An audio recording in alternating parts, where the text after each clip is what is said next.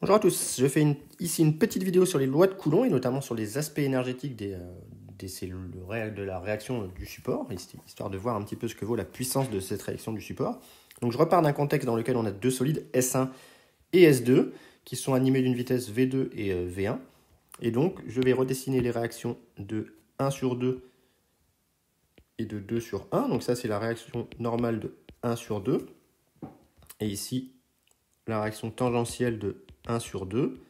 Et d'après la loi d'action-réaction, on en avait déjà parlé, eh bien la réaction ici qu'on obtient pour 1 sur 2 est opposée à la réaction qu'on obtiendrait pour 2 sur 1.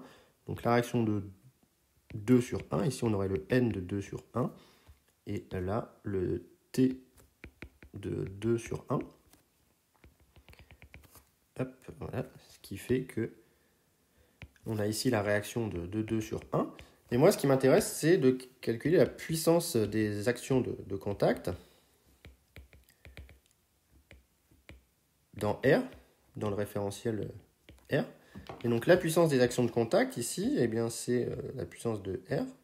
C'est finalement la puissance de R1 pour le solide 1, donc pour le solide 1, plus la puissance pour le solide 2 de R2. Et donc, ça va être égal à R1 produit scalaire V de R1. R1 produit scalaire V1 dans R, plus R2 produit scalaire V2 dans R. Et donc ça va être égal à T1.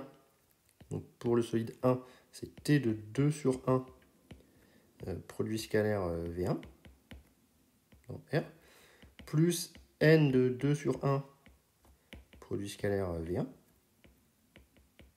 dans R, moins plus, pardon, je vais écrire en dessous, plus T de 1 vers 2, donc produit scalaire V de 2 dans R, plus N de 1 vers 2, produit scalaire V2 dans R.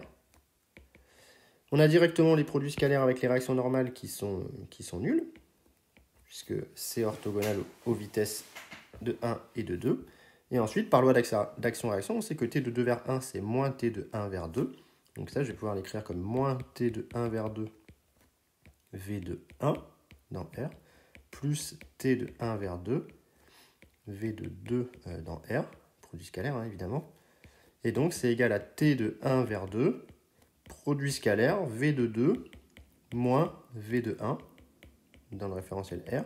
Et ça, par définition, c'est la vitesse de glissement. Donc on en déduit que la puissance des actions de contact, c'est égal à T de 1 vers 2, produit scalaire, la vitesse de glissement de 2 par rapport à 1. T scalaire VG. Et donc ici, deux cas, comme toujours, d'après les lois de Coulomb. Soit il y a glissement, dans ce cas-là, VG est non nul, mais d'après les lois de Coulomb, on a que T scalaire VG est négatif, ça c'est Coulomb. Donc, ici, on a la réaction R qui est dissipative, obligatoirement. Soit on est dans le cas de non-glissement, et dans le cas de non-glissement, VG est nul, et donc on a que la puissance de R est nulle, donc les actions de contact ne travaillent pas.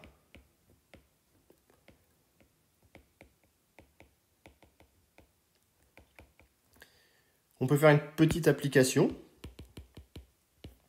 de ça. On considère un plan horizontal, ici, immobile, avec dessus un petit mobile de masse petit m. Oh, pardon.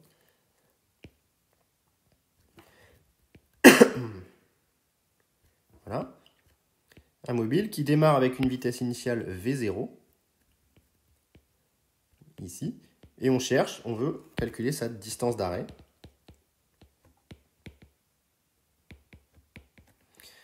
Tout simplement, donc on va chercher quand est-ce qu'il arrive au bout, ici.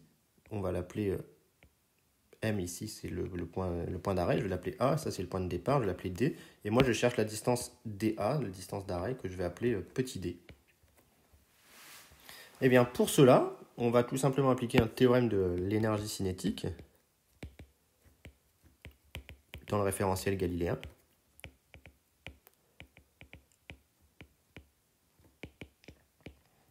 Donc dans ce référentiel galiléen, si j'applique le point M, ce théorème de l'énergie cinétique, j'ai que delta EC entre D et A est égal à la somme des travaux entre D et A des forces. Ici, le support est immobile. Ici, on a glissement. Donc, norme de T est égale à F fois norme de N, où F est le coefficient de frottement dynamique. Donc, à un instant quelconque, lors du glissement, on peut redessiner le poids P, la réaction normale N et la réaction tangentielle T. Et ici, selon la verticale, on a directement que N est égal à P en norme, est égal à mg. Donc,